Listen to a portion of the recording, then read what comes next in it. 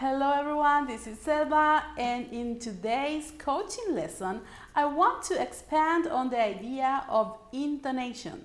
Last lesson, we were talking about important aspects of language apart from grammar. And those aspects were intonation and body posture, okay? So in this lesson, I want to talk a little bit more about intonation in English. Why is this important first?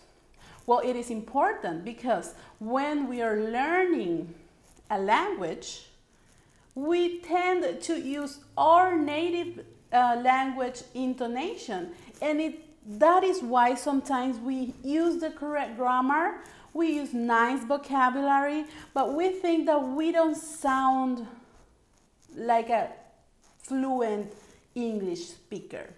Like I don't make mistakes, but I don't feel like I speak well, people say, right? And what is this? This speak well is usually intonation. If you don't have any grammar mistakes, you're conjugating everything right, you're using nice vocabulary, then probably is intonation, okay?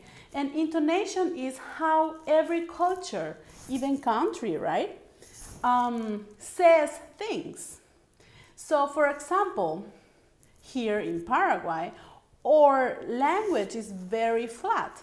So we speak like this. Hola, ¿qué tal? ¿Cómo estás? Right? We speak like this, very flat. There are no inflections in our voice, okay? While in Portuguese, for example, we know that we say that they speak with music, right?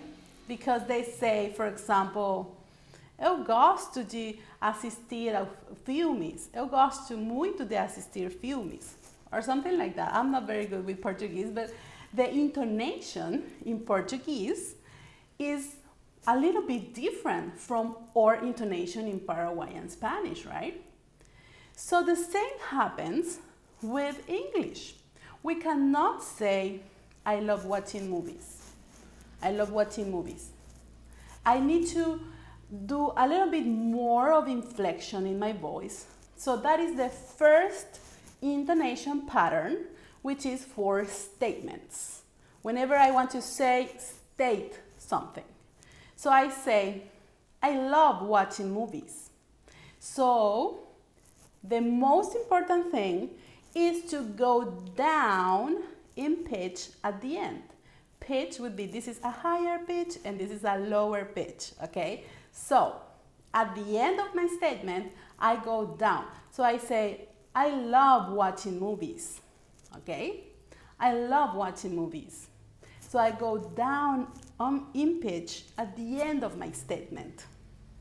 That is the first pattern. The second one has to do with questions. Yes or no questions. And that is the most obvious differentiation between intonation patterns in English.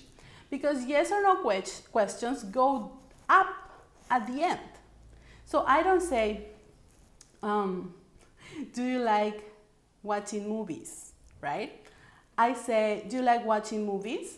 Do you like watching movies? I go up. I start here in pitch and I end up right there.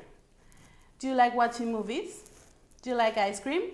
So we go up in intonation for yes or no questions. Now, the trickiest for a lot of students is information questions. Why is that? Because some people call it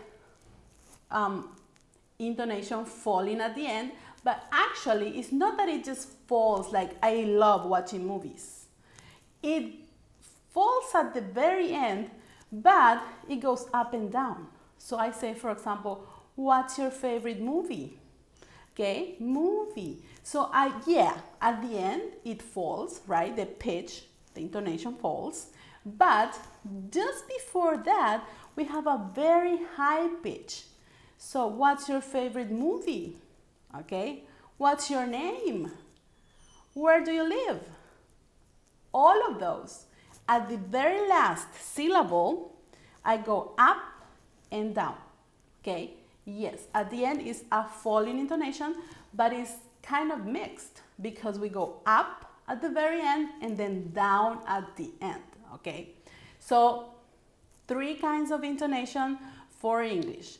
And it's not only knowing about the kinds of intonations, but also trying to mimic that.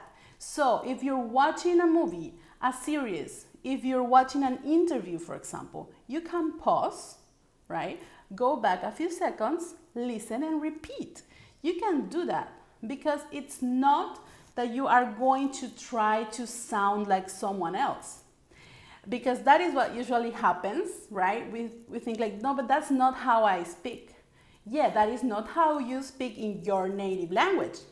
But you need to create another way of speaking for this other language that you're learning, right? And there is where finally you can turn on and off, right? All these languages that you're learning, okay? So you're in English mode, so you start using those kinds of intonation. You're in Spanish mode, so you get a flatter intonation. If you're learning Portuguese or Japanese, Italian, whatever language you're learning, you're gonna be changing the intonation patterns, okay? But number 1, step 1 is to know which patterns those are, right? So, I love watching movies. Do you like movies? What's your favorite movie? 3 kinds of intonation. Let's practice.